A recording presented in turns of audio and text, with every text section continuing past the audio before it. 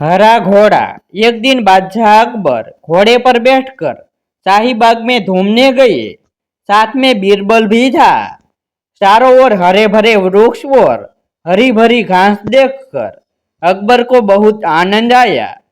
उन्हें लगा कि बगीचे में सैर करने के लिए तो घोड़ा भी हरे रंग का ही होना चाहिए।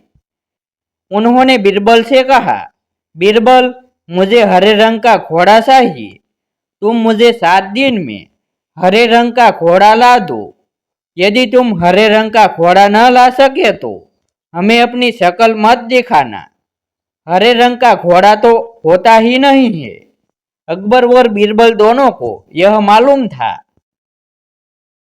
लेकिन अकबर को तो बीरबल की परीक्षा लेनी थी।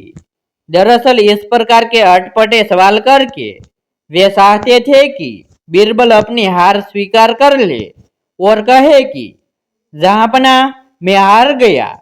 मगर बीरबल भी अपने जैसे एक ही थे।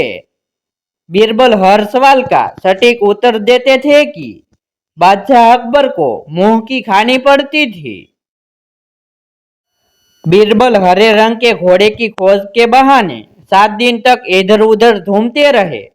8वें दिन वे दरबार में हाजिर हुए और बादशाह से बोले, जहांपना, मुझे हरे रंग का घोड़ा मिल गया है। बादशाह को आश्चर्य हुआ। उन्होंने कहा, जल्दी बताओ, कहाँ है हरा घोड़ा? बीरबल ने कहा, जहांपना, घोड़ा तो आपको मिल जाएगा।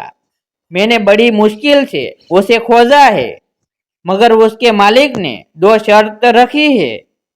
बादशाह ने कहा, क्या शर्त है?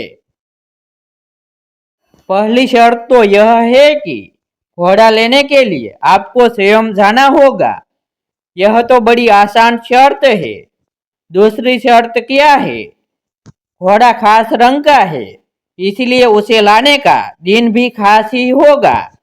उसका मालिक कहता है कि सप्ताह के 7 दिनों के अलावा किसी भी दिन आकर उसे ले जाओ। अकबर बीरबल का मुंह देखते रह गए। बीरबल ने हंसते हुए कहा, जहांपना, हरे रंग का घोड़ा लाना हो तो उसकी शर्तें भी माननी ही पड़ेगी। अकबर खिलखिलाकर हंस पड़े।